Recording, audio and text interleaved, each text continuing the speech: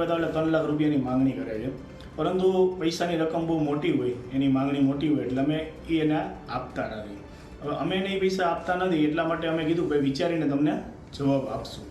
વિચારીને જવાબ આપવાનું કીધા બાદ સાંજના સમયે અમે એમને પાછી એકવાર રિક્વેસ્ટ કરી કે જેથી કરીને અમારું બાંધકામ બીજે દિવસે પાછું ચાલુ થાય ને મજૂરોની હાજરી ના ચડે. તો અમે ત્યારે પણ મને સાંજે એવું કીધું કે ભાઈ તમે આવો સર્કિટ હાઉસ ખાતે આવો અને રૂબરૂ ચર્ચા કરીએ.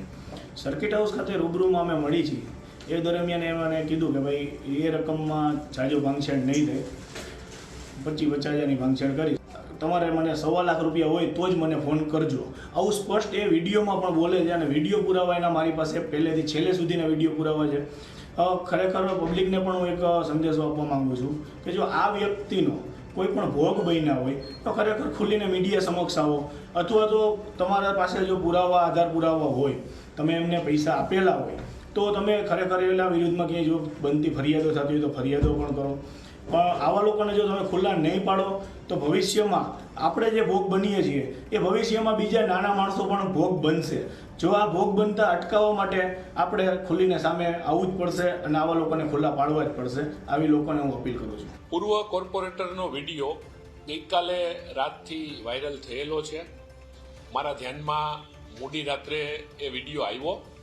સવારે મેં એ વિડીયો ફરીથી જોઈ અને એ પૂર્વ કોર્પોરેટરને મેં ફોન કરવાનો પણ પ્રયત્ન કર્યો. એમનો ફોન સ્વિચ ઓફ આવે છે, એટલે મેં કાર્યાલયથી રૂબરૂ એમના ઘરે એમને મેસેજ આપવાનો પ્રયત્ન કરેલો છે. એમની સુધી મેસેજ પહોંચી જશે એટલે એમનો મને ફોન આવશે.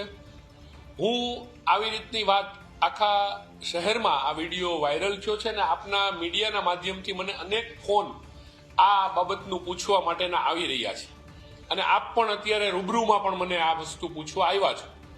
તો હું એમની સાથે ચર્ચા કરી આ બાબતનું એમને ખુલાસો હું પૂછવાનો છું અને આ ગંભીર બાબત જો લાગશે તો પાર્ટી એના ધારાધોરણ મુજબ જે કાંઈ પગલાં લેવા પડશે એ પણ પાર્ટી આ બાબતમાં પગલાં લેશે.